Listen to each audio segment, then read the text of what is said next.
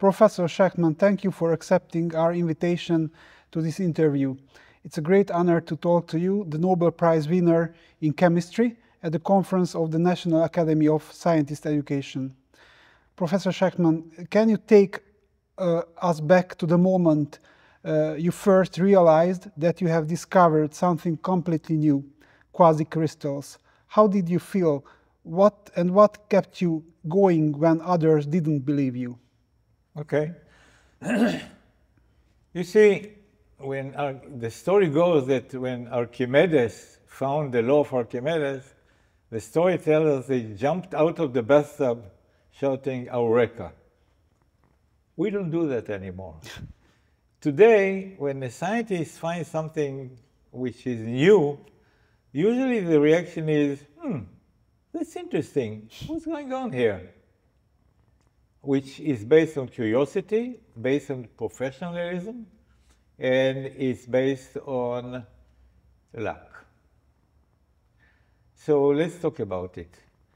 Your question was, how did I feel? Well, my tool of research is an electron microscope, transmission electron microscope. And I was very good in using the microscope, analyzing microstructure of materials, mainly metallic alloys, but also diamonds and sometimes ceramics. When I saw the new diffraction pattern, shall I explain what is the diffraction pattern? Yeah, a bit. Okay. In the electron microscope, you put a specimen that is very thin, and an accelerated electron beam hits the specimen, goes through the specimen, and forms two types of images. One is a picture of what you have, and the other one is a diffraction pattern. The planes of the object diffract the electron beam and form a series of spots. Now, up until my discovery, all crystals that were studied from 1912, this is the beginning of crystallography, until 1982, for 17 years, all crystals were ordered, the atoms were ordered, and periodic. There was periodicity in all crystals.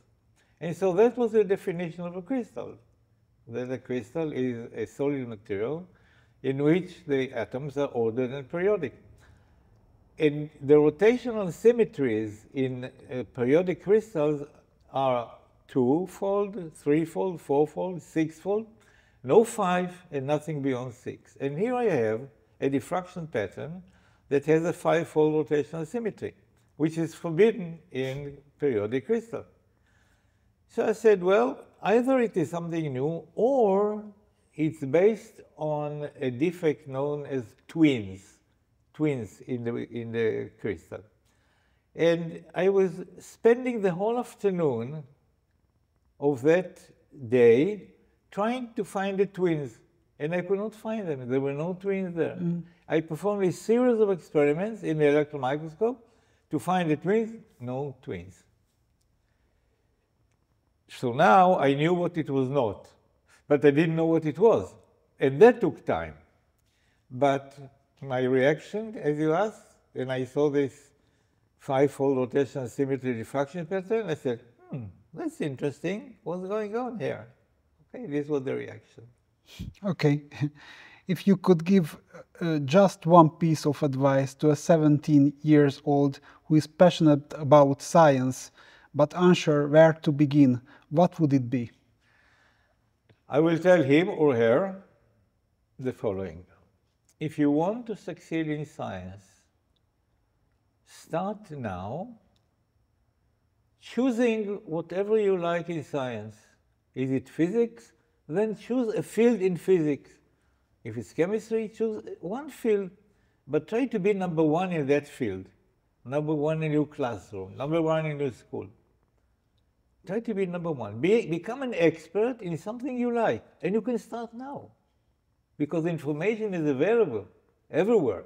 And you can talk to professors, and you can talk to your teachers, and you can read the internet. You can become an expert in something you like starting now.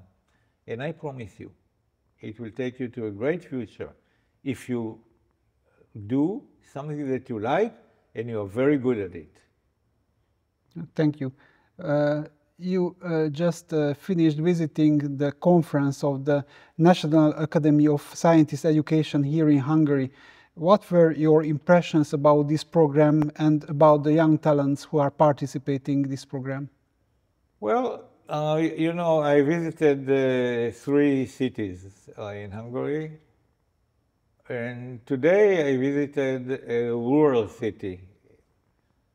Before, I visited Budapest and Szeged. These are large cities and they have universities, but the rural Hungary is different. And in the school that I visited, it's a high school. Most of the children were girls. Boys study vocational studies. Mm-hmm. There is a problem.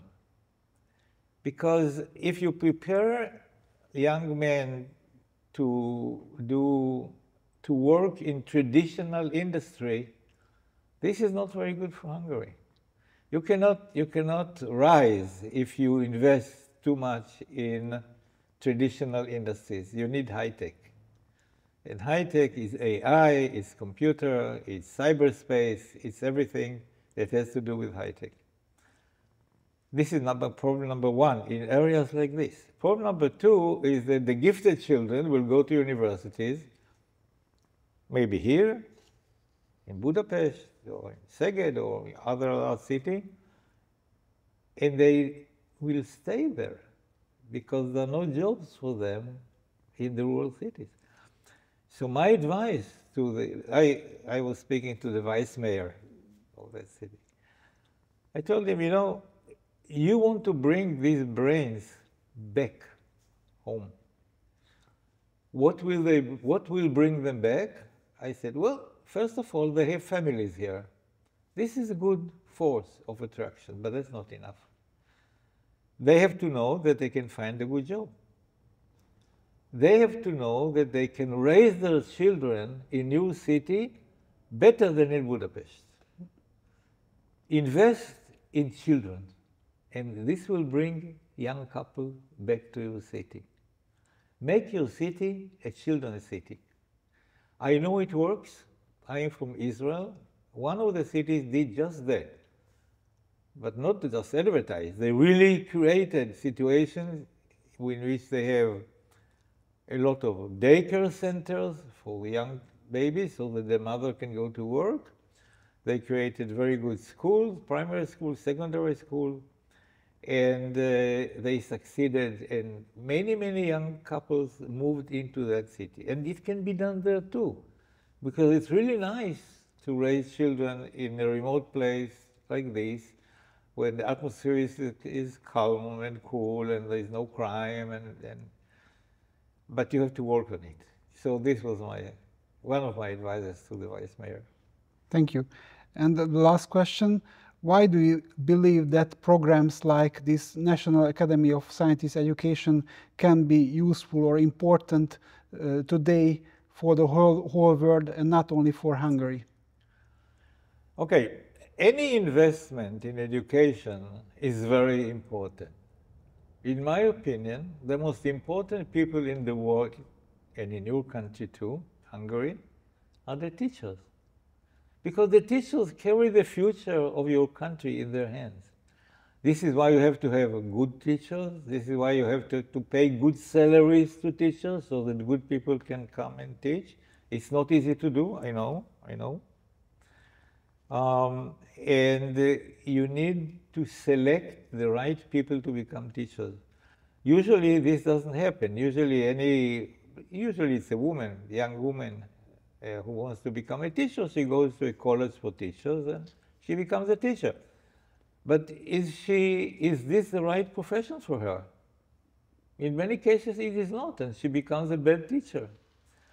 A good teacher has high financial value.